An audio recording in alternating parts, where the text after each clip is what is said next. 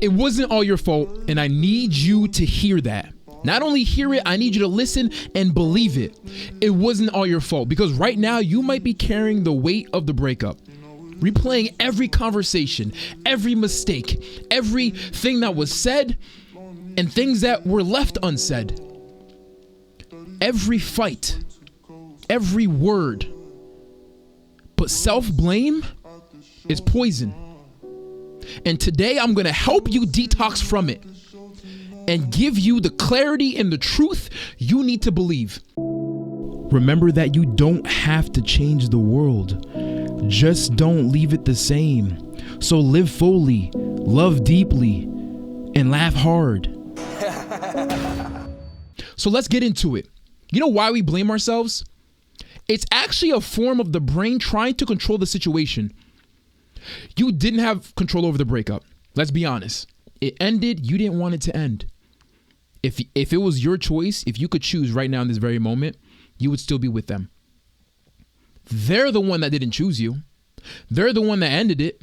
Something happened that was outside of your control. But our brains, kind of like when we worry and anxiety plays in and we try to predict the things that might or might not happen, replaying the past is kind of like the inverse version of your brain trying to have control over something that occurred that wasn't in your control. So maybe you communicated, but then they end up lashing out and reacting and just shutting down and then ending the relationship or whatever that may be. Your brain says, ooh, maybe we shouldn't have communicated. Maybe we over communicated. Not realizing you did the best you could with what you had. And that's the truth. You did everything you possibly could with what you were given in terms of the cards you were dealt, the relationship that was there. You poured into it. You gave up pieces of yourself. If anything, where you might have went wrong is the fact that you abandoned yourself out of the fear of being abandoned by someone else. And now you're blaming yourself, not for abandoning yourself, you're blaming yourself for the ways that you showed up. You were kind, you were patient, you were sweet, you communicated, you poured in, you were attentive in every single aspect in the relationship, but yet it still didn't give you your happily ever after. So now you're left beating yourself up.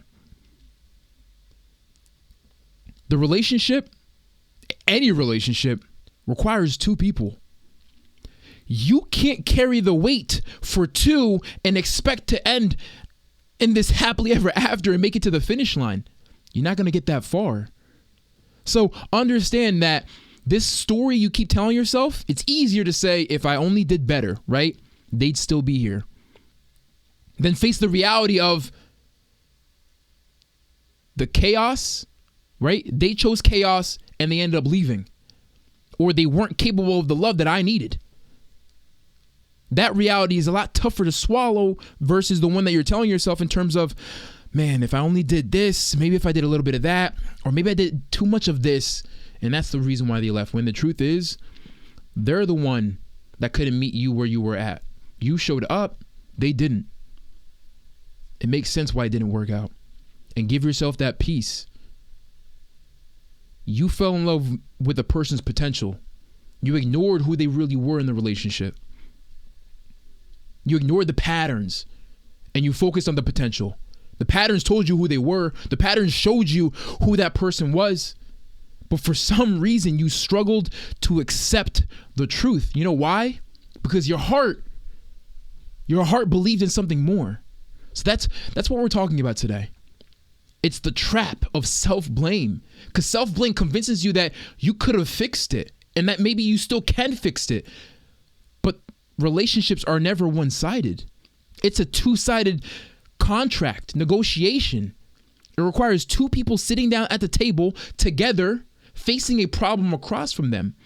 But the moment the other person started painting you as the problem, saying you're the reason why things didn't work out, or you saying vice versa, that's where the relationship stopped becoming a relationship and it became a match, where it was you versus them, versus both of you versus the problem. And healing isn't about excusing mistakes. It's about putting them into perspective. So cognitive behavioral therapy allows us to separate facts from feelings. Your emotions might still be heightened, which means your logic might not be as high as it needs to give you the clarity that you need, which is okay. But facts says I wasn't perfect. Feelings distorts it and says I ruined everything. Facts says I wasn't perfect. Feelings says I ruined everything. Notice the difference? So I want you to reframe. I made mistakes, but I wasn't the only one.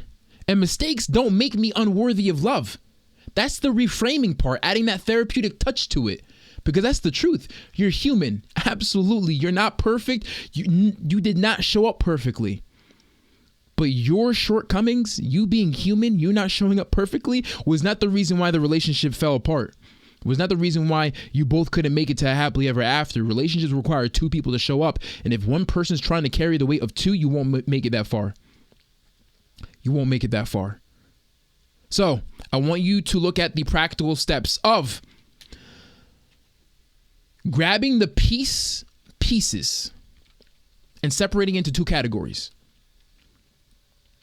The factual part, you're not human. You did the best you possibly could, areas you had control over. But then the feelings part, where you try to put the blame completely on yourself.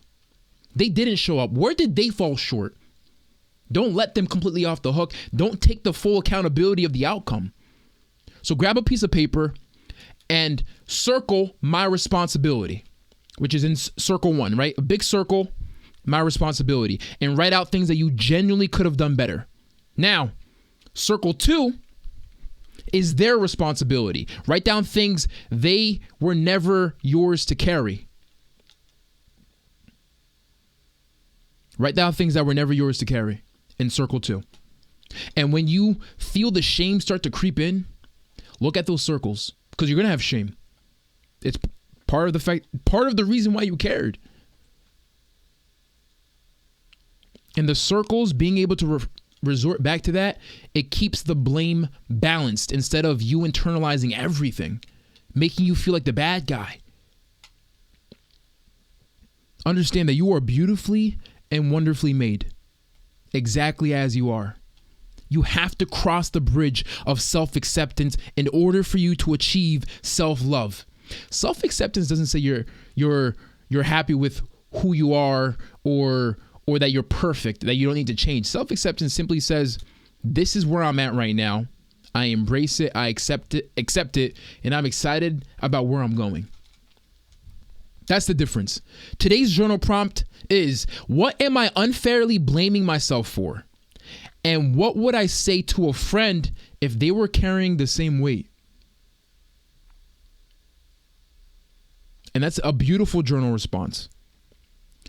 Being able to, grab a picture of you as a kid when you were 5 or when you were a toddler and look at that picture and realize that's who you're really talking to every single time you beat yourself up about the relationship is a beautiful therapeutic exercise.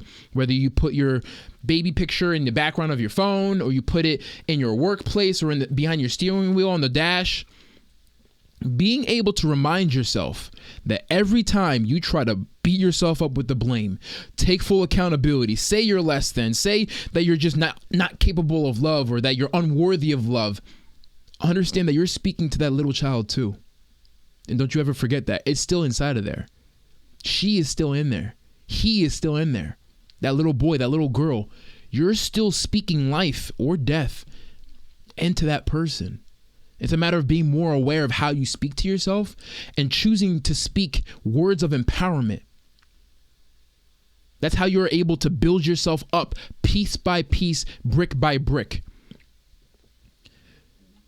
You don't heal by continuing to punish yourself. You heal by forgiving yourself.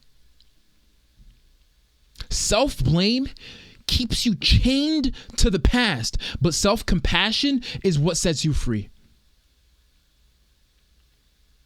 So keep showing up day by day. Keep releasing the poison of that blame that you're trying to hold on to. Your heart, your feelings are trying to hold on to. And if you need a safe space to practice that, to hold yourself accountable day by day, week by week, join the healing community, Pieces to Peace. It's a beautiful safe space to help you get back to you and to remind you that you're not alone in this journey of healing. There's a 7-day free trial. The community is open for you, and I'm looking forward to seeing you there. And tomorrow, we're going to get into the next season. That being said, I'll see you then. Peace from Dees.